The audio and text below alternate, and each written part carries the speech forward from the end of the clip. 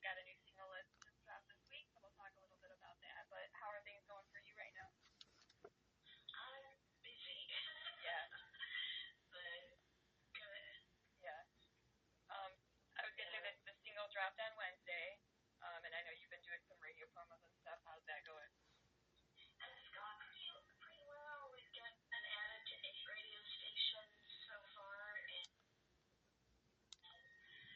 uh, we were like number 5 on most added to secondary music markets chart. I was in between Evanescence and Sublime for most added, so that was pretty cool. Yeah.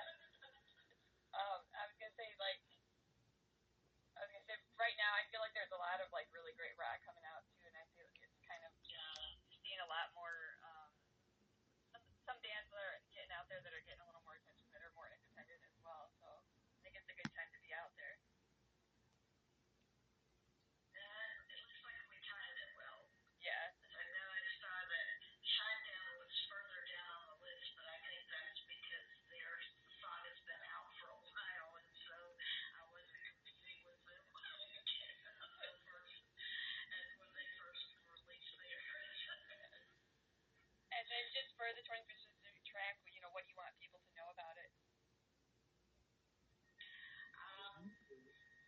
Well, it's about kind of the world we're in today, which is kind of funny because I actually wrote the song in like 2017, and I don't know, we had recorded it and everything, and I don't know why we decided not to release it then, but last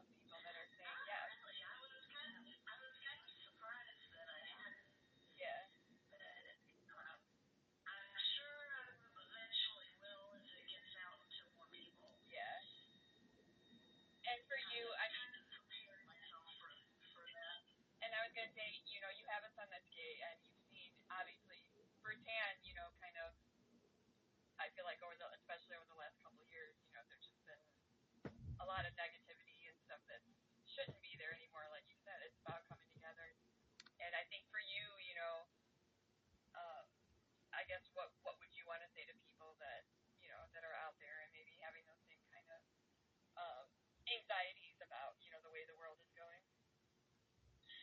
Um, just don't let hate win. Yeah. Practice love. Don't get dragged into the hatred. Even though what's happening is despicable in many cases, you can't let them take you to their level. You've got to stay in the love and respect um, area, because if you start hating and you know acting the way that they're acting, it just feeds more into it. We've got to have some more positivity and some more love, in the world, and respect for people. And I know, like I recently went through a health scare, and it changed my perspective on a lot of things. And I know you've had a lot going on in your life in the previous year, and so for you, what being able to get out there and do your music and release something Yeah, like that, what does it mean to you? it means a lot. I haven't actually been. I guess about maybe October, November of last year was the first time in that whole year that I had really gotten back into trying to write, record, and do anything with my music. Um, as I'm sure you know, and your viewers don't know, right before Christmas of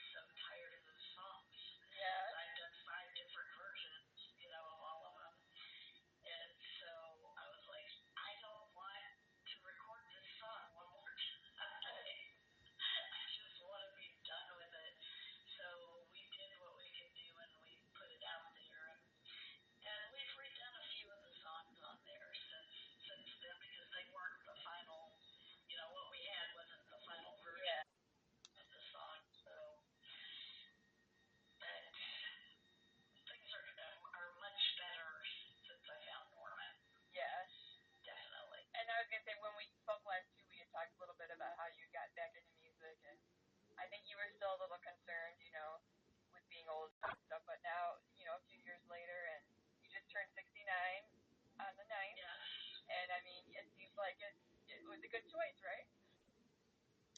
Yes, Yeah. it does seem like it's going well. I still have a lot of people who think that I do singer-songwriter kind of music, but you know, it is what it is. They're surprised when they hear it. And for you, what's kind of been right now looking out on the music scene? We talked a little bit, I think, last time about some of your older influences, but what's out there right now, maybe that's fresh and new, and that you're looking at and you're saying, I really like this, and maybe it's been a little bit of an inspiration. Well, it's kind of, it's funny because I was looking at some of the what I consider newer bands because I've been listening to music since the '60s, but I realized a couple of them have been around almost 20 years now. Yeah. They're not so new anymore. It's like I'm still really into Adelita's Way and Shinedown and the Storm and some of those bands, and they're not as new anymore. Right. And I'm also finding that I know from both sides that it's hard to find new music because like I only listen to the radio in the car. I don't have anything in my house that I can play. I have speakers in my ceiling, and I have a thing that would play music through them if I could just figure out what I could play music on. Yeah. It's like, I'm also very frustrated that I got rid of all my own like record players, Oh, yeah. things like that. Because I did buy one of the new, things that play vinyl, but I'm spoiled because when I was growing up, you could stack 6 or 7 vinyls on a spindle and drop each one as it finished. And now it's like every 20 minutes I've got to go flip the record over and start it over again. It's like this is not progress. Yeah. And the same thing, I had like a 6 CD player, and now it just has one slot. So again, when it finishes, I've got to go change it. It doesn't automatically go to the next one. So trying to find new bands and where I can listen to stuff. I do listen to some of the playlists on Spotify, and I try to listen to like Octane on the radio, in the car, and some things that would have newer bands, but I'm just not. It just seems like we're getting to it's one of those other things. We're not getting it. We're not progressing. We're kind of Yeah. because there used to be. I'm sitting here going,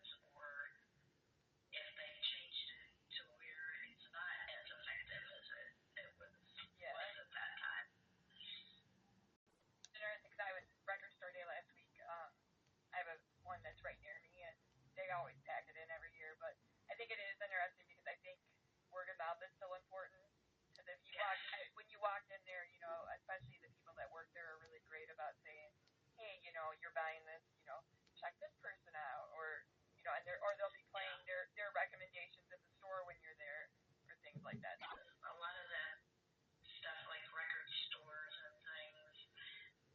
And because I grew up in a small town, and so to get my mom to drive me to the big city to go to a record store was a big deal. And so I would go in and buy everything I could find that I wanted because I wasn't going to get another trip back anytime soon. And when people still laugh about Columbia House, but that was the greatest feeling ever because I could go in and tell it what I wanted, and it would send me, and they were like, I forget, like a penny or some ridiculously low amount of money that you pay.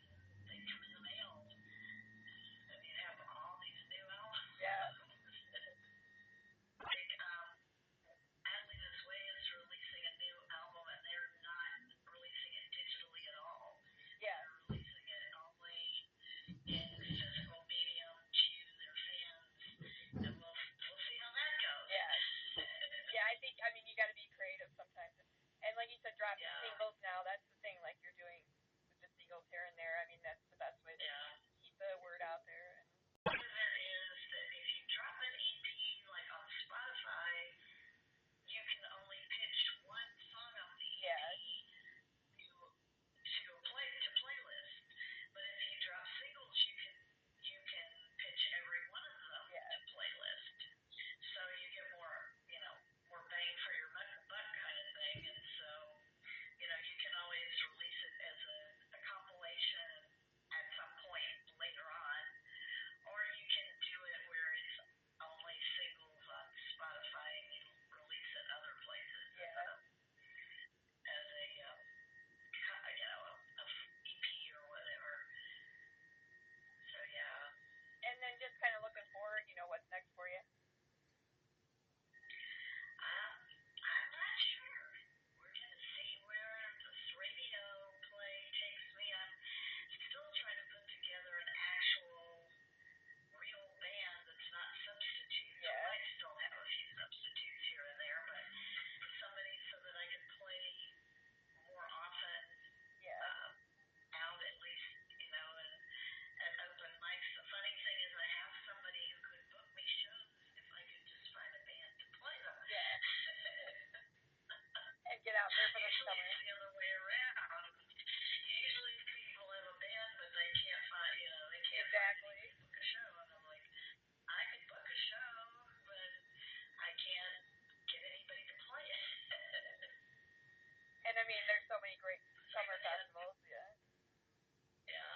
Well, and I had a friend from Australia who's in a band. When I first met him, he was in a band in London, and then he moved to Australia and was in a band. And his band was playing Rocklahoma last year, and he was doing a tour to help pay for the trip over and everything. And he sent me a message. And he's like, "Hey, I got a gig booked in Houston. Would your band like to play?" Well, they didn't seem to want to play. So, and I couldn't put one together, so I got somebody else to play for them. But that was one of the things.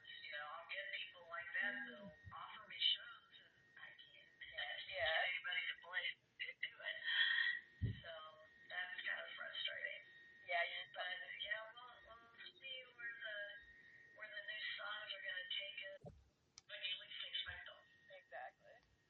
And I was gonna say, going back to the stuff that you've been through too. I think there's this thing in the world about mental health awareness, and I think a lot of times that people just don't want to talk about it. And I think people connect with that when someone is out there and is open about the things that they've gone through. And I mean, I think that's a great thing too, because I think you can build that connection with your fans as well. I think. Right. Because I already have a song out called Survivor, because I probably had PTSD since I was a child, but back in the 60s they didn't know. Yeah. I mean, it didn't exist. Yeah. I mean, it